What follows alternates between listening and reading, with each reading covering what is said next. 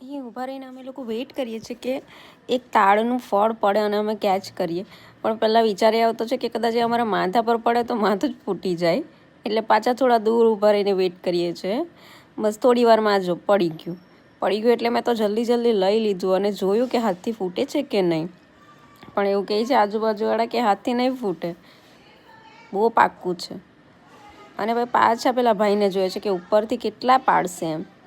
આ બાજુ તો એક જ પડ્યું છે પણ પેલી બાજુ વધારે પડે છે. હજુ હું તો છોલવાએ લાગી છું. હવે વાતો કરતાં કરતાં એક હાથમાં આવ્યું છે, હવે જોઈએ. પછી થોડું મન થાય છે કે કેરી તોડું.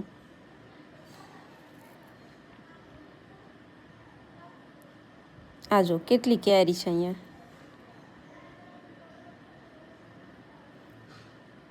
એક તાળનું ફળ મળી ગયું છે, હવે એમાંથી ગલેલી કાઢવાની તૈયારી કરીએ. બીજું શું, હવે એક તો એક.